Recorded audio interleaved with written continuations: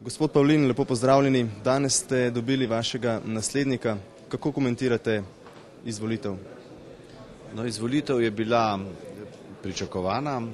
Mi na tem področju nismo pričakovali nekakršnih zapletov, ker smo tudi kadrovali v upravni odbor v zadnjih 6 mesecih zelo, bi rekel, previdno, intenzivno in pa tudi preudarno. Tako da prepričan sem, da je izvolitev dobra in da bo novi upravni odbor dal novi zagon našemu združenju. Zanima nas, kako ocenjujete vlogo nadzornih svetov v številnih primerih tako imenovanih menedžerskih prevzemov, ki so se zgodili v tem času, pred kratkim recimo. No, nadzorni svet seveda ni tisti, ki nadzira spremembe na področju lastništva gospodarskih družb.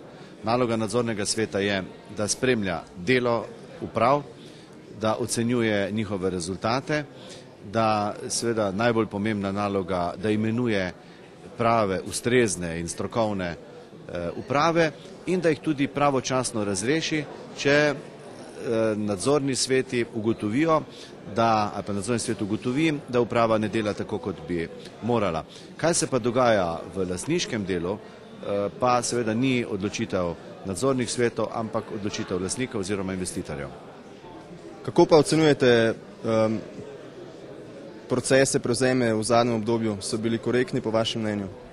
No, vsak prevzem seveda ima svojo zgodovino, vsak prevzem je narejen z določenim namenom in po določeni tehnologiji. Če je prevzem določene družbe izveden tako, da zadošča vsem zakonskim obveznostim oziroma vsem zakonskim določilom, potem je seveda prevzem dober in zato pač skrbijo organi, ki se s tem ukvarjajo. Tisti, seveda, ki so povezani z firmami, ki so na borzi, ki kotirajo, to je Agencija za trg vrednostnih papirjev, Urad za varstvo konkurence in pa vsi pravosodni organi, ki ocenjujejo, ali je bilo v samem procesu prevzema kaj narobe. Če zakonsko ni bilo narobe, če so zagotovljeni viri, pravilno zagotovljeni viri in če je narejena tudi projekcija, kako se bodo te viri potem tudi vrnili ali tistim, ki so dali te vire na razpolago ali pa seveda investitorjem preko dividend, potem je seveda to v redu in naloga nadzornih svetov, kot sem poudaril, ni tista, da bi ocenjevala primernost takih prevzemov.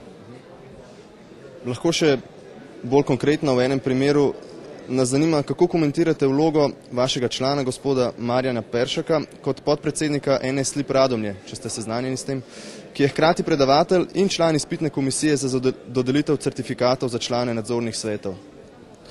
No, seveda njegovega primera nismo posebej obravnavali v okviru strokovnih služb našega združenja. Ta pobuda, ki je prišla, seveda, da ocenimo njegovo delo v priliki njegove kandidature, je prišla pred kratkim in organi našega združenja bodo ta primer obravnavali. Jaz sem prepričan, da v postopku ni bilo nepravilnosti, če so pa bile, imamo pa seveda možnost, da v okviru združenja to ocenimo in opozorimo na eventualno slabo prakso. Še zadnje vprašanje.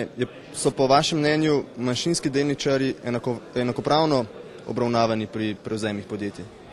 No, zakon o prevzemih seveda ščiti manjšinskega delničarja, ščiti ga pred velikimi delničarji, ki prevzemajo družbo in ta manjšinski delničar bi moral imeti vse tiste pravice, ki gredo v fazi prevzema tudi prevzemniku.